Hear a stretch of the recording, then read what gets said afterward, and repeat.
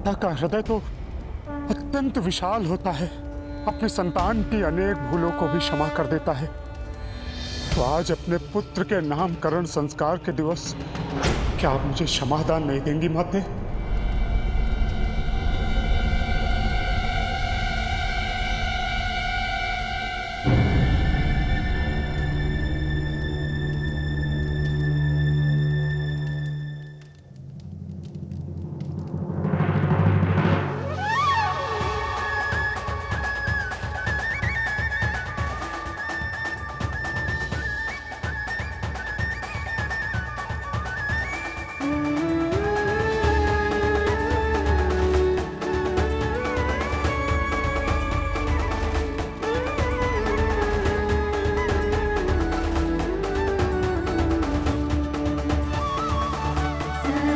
आज के शुभ अवसर पर मैं किसी को निराश कैसे कर सकती हूँ?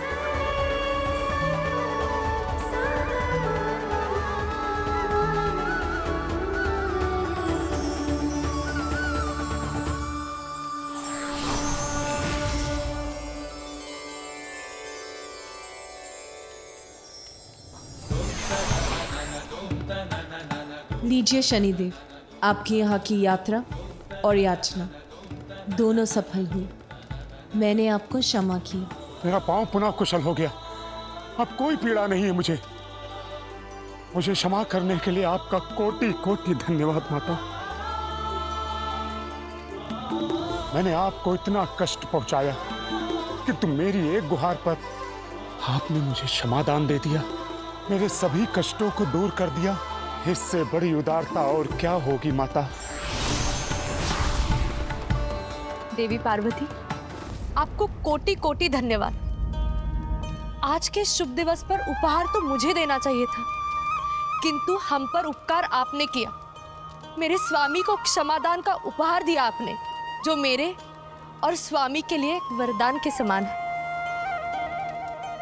मैं तो बस गजानन को यही आशीष देना चाहती हूँ कि सभी अनिष्ट उससे सदा दूर रहे, कोई भी संकट उसके समीप आने से पूर्व ही नष्ट हो जाए। यही मेरी मंगल कामना है गजानन के। किंतु कहाँ है मेरा पुत्र गजानन? अतिथि सत्कार में इतनी व्यस्त हो गई कि बहुत समय से उसे देखा ही नहीं। देवी पार्वती, कोई और भी है जो आपसे भयभीत?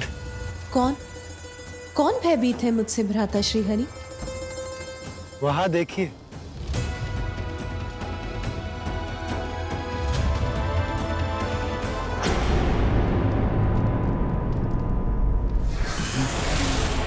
बालक, मेरी बात सुनो और स्वीकार करो।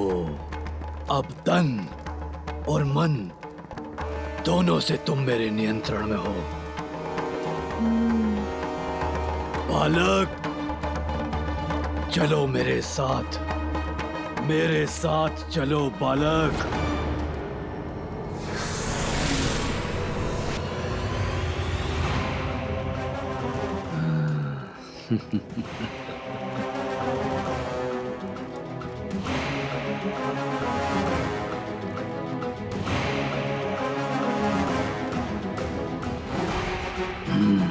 हाँ, उचित है।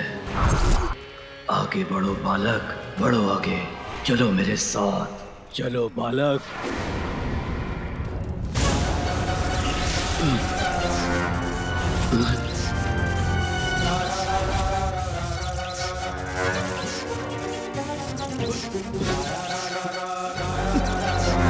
अरे, ये कौन सी शक्ति ने मुझे जड़ कर दिया है?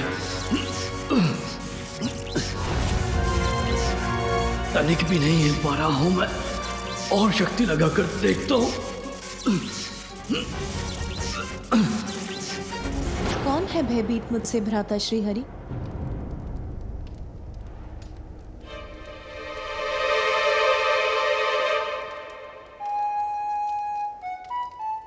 भ्राता नारायण, वो तो देवर्षि नारद है ना? वहां क्यों छिपे हैं? यहाँ क्यों नहीं आते? उन्हें मुझसे क्या भय? क्यों ना इस प्रश्न का उत्तर उन्हीं से पूछ ले। देवर्षि नारद, यहाँ आइए। देवी पार्वती आपसे कुछ पूछना चाहती हैं।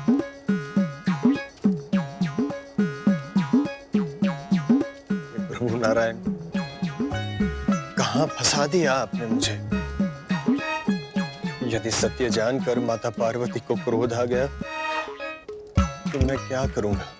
देवश्री नारद ने तो मेरे प्रति कोई अपराध नहीं किया, फिर वो मेरे समक्ष आने में क्यों भय कर रहे हैं?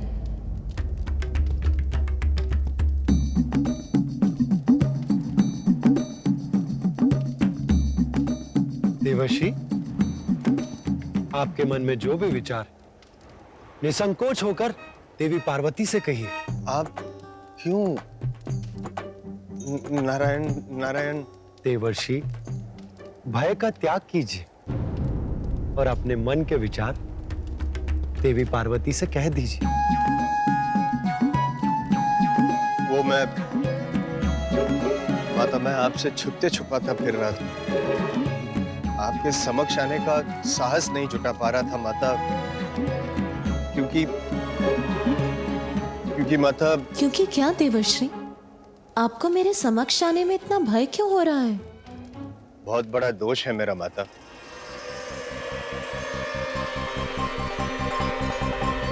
अधिक समय तक देखने का कौन दे रहा है सुझाव? क्षण भर के लिए देख लीजिए, यही है नारद का भाव। क्षणिक देख के घुमा लीजिएगा अपनी दृष्टि, इसमें कहाँ घूमने वाली है सृष्टि। मैंने ही शनिदेव को अपने शब्दों के जाल में उलझा कर किया भ्रमित, और कैलाश आकर आपके पुत्र का मुख देखने के लिए किया प्रेरित।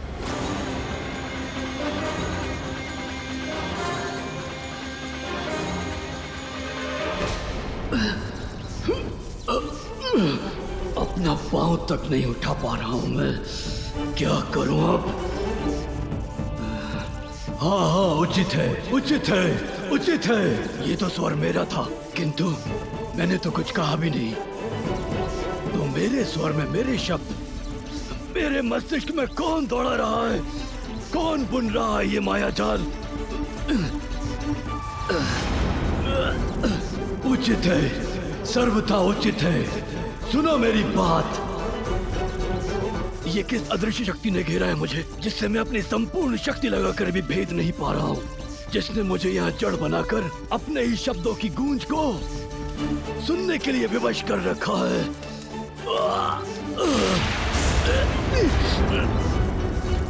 उचित है, सर्वथा उचित है। सुनो मेरी बात। तुम गजमुख बालक, ये क्या कर रहे हो मेरे साथ? हाँ हाँ, उचित है, सर्वथा उचित है। मैं क्या कर रहा हूँ? मुझे तो लगा कि आप कहीं जा रहे हैं। ये कोलाहल, ये शोर, ये स्वर तुम्हें सुनाई नहीं दे रहा बालक? बंद करवाओ इसे। बंद करवा दूं? ये सब हमारे अतिथि हैं, और अतिथि तो देवता समान होते हैं, और जब देवता ही अतिथि हैं, उनका तो और भी आदर करना चाहिए ना। तो मैं उन्हें वार्तालाप करने से और हंसने से कैसे रोक सकता हूँ? किंतु मैं इस उत्सव के स्वरों को शांत नहीं करा सकता। उचित है, सर्वथा उचित है।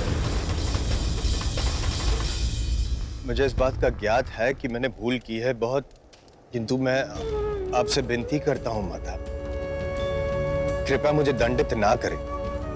हाथ जोड़ के मैं क्षमा मांगता हूं। जिसे आप एक भूल कह रहे हैं, उसने शूल बनकर भेद दिया था मेरे हृदय को। ऐसा आघात दिया था जिसकी पीड़ा मैं भूल नहीं सकी। पिता और पुत्र के मध्य भीषण युद्ध करवाने का कार्य किया था आपकी इस भूल ने। मुझे ज्ञात है माता, मेरे कारण कितना अनित हुआ है, इसीलिए मैं क्षमा प्रार्थी हूं। किंतु मैंने जो भी किया माता, उसमें मेरा हेतु केवल जगत कल्याण था। जगत कल्याण में तो हमारा भी कल्याण निहित। उत्तर दीजिए मुझे, आपके इस कृत्य से जो कष्ट हमें पहुंचा है, उसके लिए कौन उत्तरदायी है? मैं। किंतु मैं वो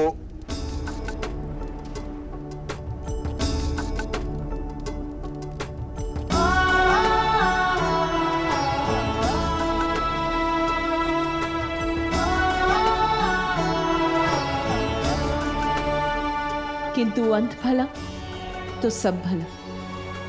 आज के इस आनंद उत्सव में मैं आपको दंड नहीं दूंगी देवश्री। आप भय मुक्त हो जाएंगे। नारायण नारायण।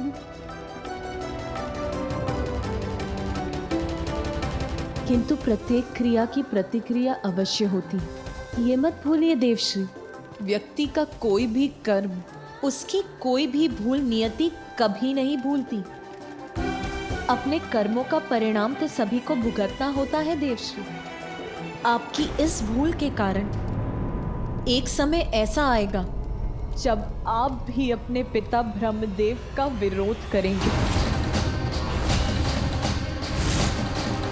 और अपने पिता के विरोध जाना आपके लिए शुभ नहीं होगा देवश्री। मैं आपको दंडित नहीं करूंगी।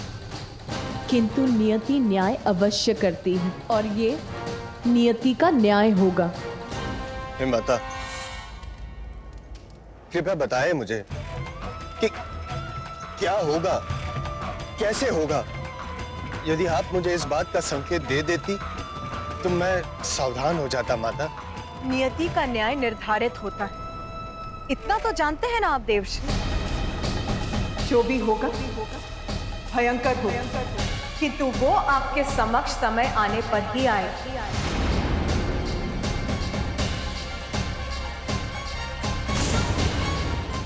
मुझे ऐसा प्रतीत हो रहा है जैसे मेरे मस्तिष्क में विस्फोट होने वाला है। ये कोलाहल मुझे प्रताड़ित कर रहा है बालक।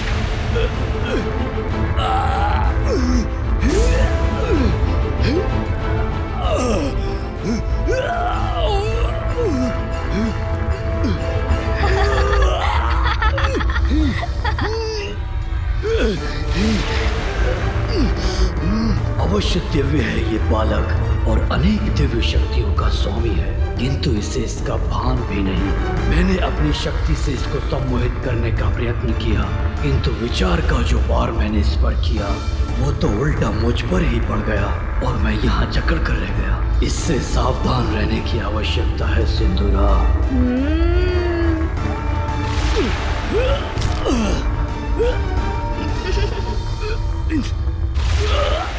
मुझ पर दया करो। अरे ये आप क्या कर रहे हैं? देखिए, ये क्रीड़ा मुझे नहीं भा रही है। आप गिर क्यों गए मेरे समक्ष? ऐसा क्यों कह रहे हैं जैसे मैंने आपको कुछ किया हो? मैंने तो कुछ भी नहीं किया, आप ही गिर गए यहाँ और ऐसे चित्कार कर रहे हैं। ये स्वर जो मेरे मस्तिष्क के भीतर गूंज रहे हैं मेरे सिर के टुकड़े टुकड़े कर देंगे, ये अंत कर देंगे मेरा। इन्हें रोक दो। ओह, तो आपके मस्तिष्क में कुछ है जिससे आप इतने विचलित हो रहे हैं। कोई बात नहीं, मैं अभी निकाल देता हूँ उसे। सुन जी, आइए इनकी पीड़ा दूर करते हैं।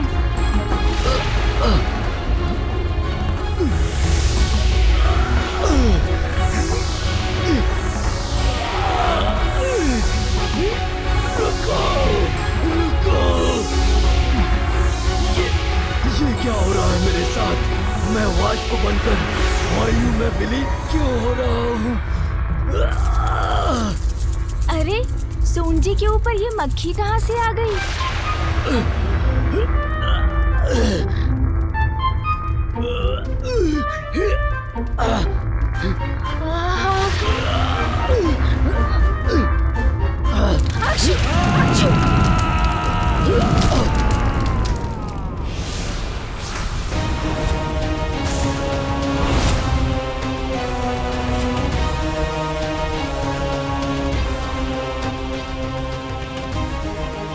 क्या हुआ पुत्र?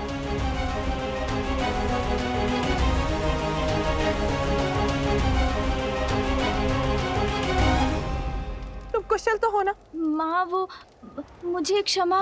तुम्हें क्या? क्या हुआ था पुत्र तुम्हें?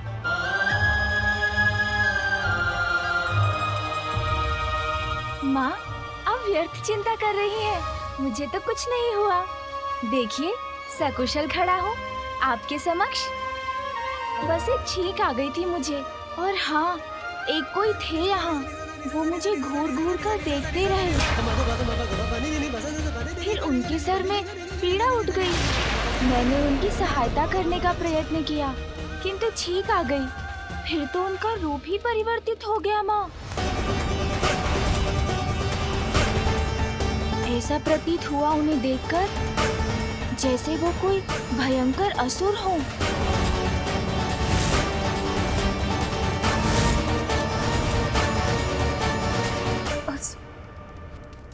यहाँ कैलाश में? गौरी, क्या हुआ? गजानन कुशल तो है? स्वामी, एक असुर था यहाँ और हम उसे पहचान नहीं सके। गजानन पर घात लगाए बैठा था। कौन हो सकता है वो असुर स्वामी?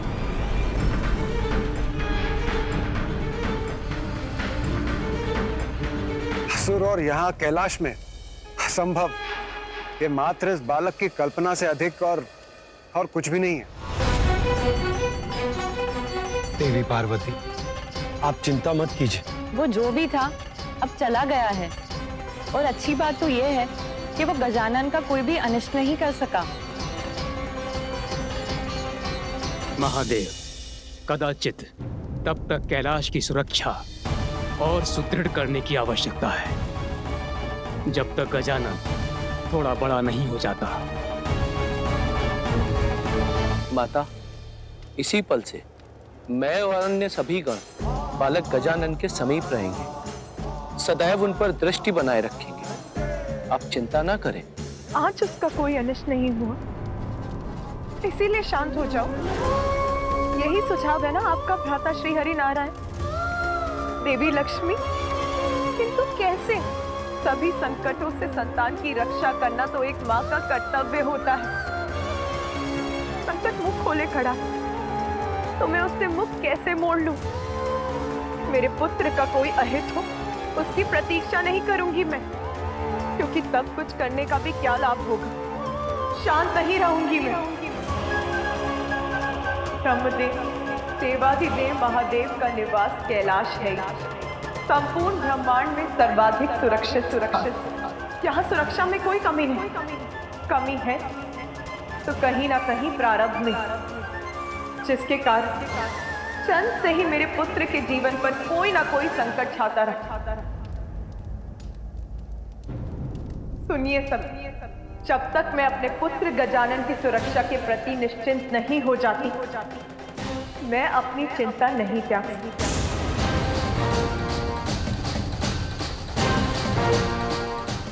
चंद के कुछ समय पश्चात स्वयं उसके पिता महादेव के त्रिशूल ने उसके शीश को उसके तन से विलग किया। फिर उसे एक नवीन शीश एक गज का ही मिल सका। और आज यहाँ आप सभी की उपस्थिति में एक असुर ने यहाँ आकर मेरे पुत्र पर घात लगाने का साहस किया, तो फिर भविष्य में कौन सा अज्ञात संकट किस रूप में उस पे टूटेगा, ये किसे ज्ञात है? माता, जो भूतकाल में हो चुका है उसका विचार कर स्वयं को कष्ट देना उचित नहीं, और जो हो ही नहीं सकता उसकी कल्पना कर उसकी चिंता करना और भी कष्टदायक हो सकता है। माता, इस सुर सभा में किसी असुर का प्रवेश करना असंभव है, और हमारे पास यहाँ किसी असुर के होने का प्रमाण भी नहीं। इसलिए संभव है कि इस बालक ने अपनी कल्पना से कोई गलत कर लिया। देवी पार्वती, आप गजानन की मां हैं। आपका उनके लिए चिंतित होना स्वाभाविक है, किंतु आप हम पर विश्वास कीजिए। हम सभी गजानन की सुरक्षा का ध्यान रखेंगे। उनके साथ कुछ भी अनिष्ट नहीं होगा। भूतकाल में काल के प्रकोप को भूलने की बात कर रहे हैं देवराज। प्रमाण चाहिए आपको। देखिए गजानन का गज और स्मरण कीजिए ये मुख उसे किस लिए देना पड़ा। ठहर जाइए, किसी को भी भीतर जाने की अनुमति नहीं है।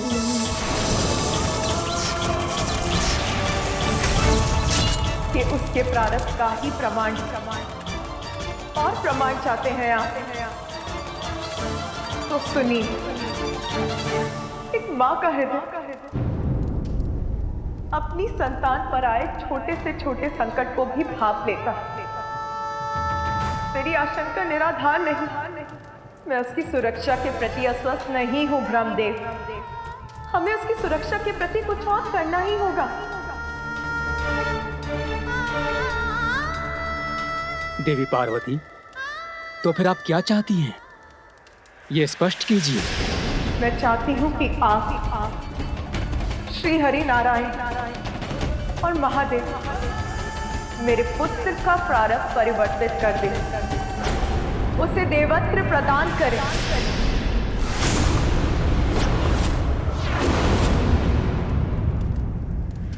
क्षमा करें माता, किंतु मैं आपका ये प्रस्ताव समझने में असमर्थ हूं। क्या केवल भोलेनाथ और आपके पुत्र होने मात्र गजानन को हम देवता के पद पर स्थापित कर